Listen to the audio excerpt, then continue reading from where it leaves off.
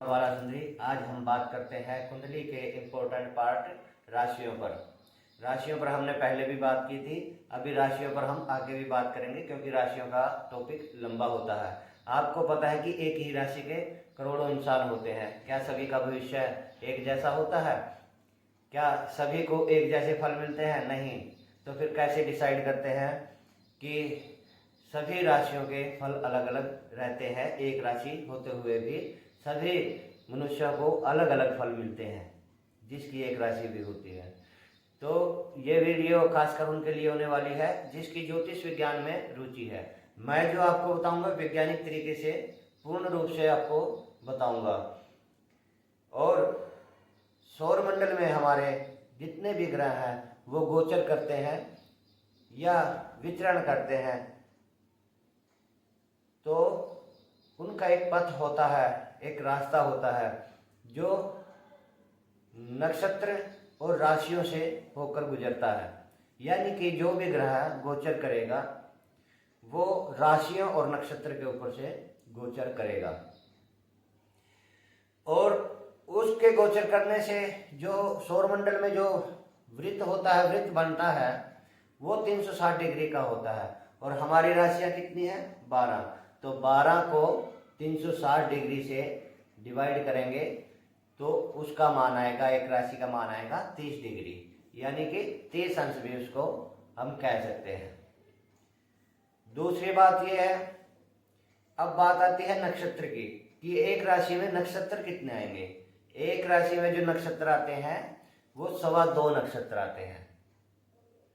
2.25 नक्षत्र आते हैं। अब हर राशि में 2.25 नक्षत्र होंगे, 27 नक्षत्र 12 राशियों में आएंगे। और नक्षत्र का मान कितना होता है और कितने चरण नक्षत्र में होते हैं? एक नक्षत्र में 4 चरण होते हैं। मैं आपको जो चित्र के माध्यम से भी दिखा रहा हूं, जो आपको ये ग्रह दिखाई दे रहे हैं और जो इनका चलने का पथ है, यहीं पर नक्षत्र और राशियां पड़ती हैं। जो एक राशि में 2.25 नक्षत्र आएंगे। एक नक्षत्र का मान 13 अंश 20 कला, अंश भी कह देते हैं, डिग्री भी कह देते हैं। और उसके बाद जो एक नक्षत्र होता है उसमें 4 चरण होते हैं। जो 4 चरण होते हैं, एक चरण का मान होता है 3 डिग्री 20 कला, यानी कि 3 अंश 20 कला। तो ऐसे हम डिवाइड करके देखते हैं। और यदि एक राशि में 9 चरण आएंगे, यदि हम इसको 10 कर देते हैं तो राशि में फिट नहीं आएंगे। एक राशि में 9 ही चरण आएंगे। उसी आधार पर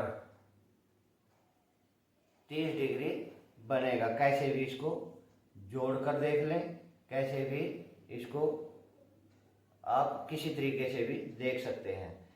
3 अंश 20 कला एक चरण, और 4 चरण हो गए 13 अंश 20 कला के।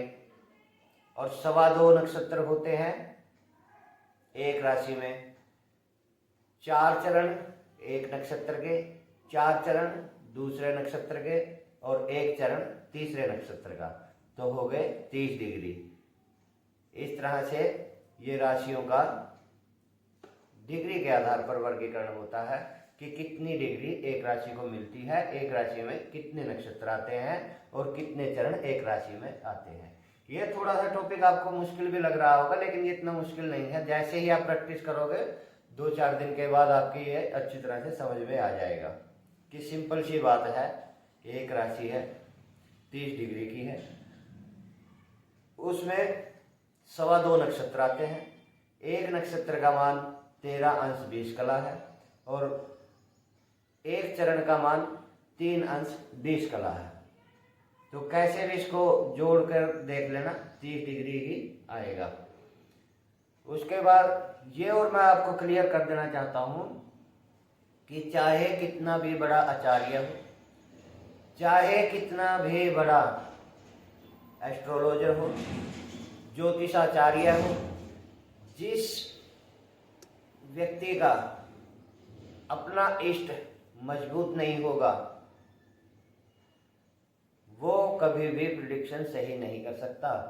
चाहे आप हजारों लाखों किताबें पढ़ ले तब भी आपका प्रिडिक्शन संपूर्ण नहीं हो सकता, क्योंकि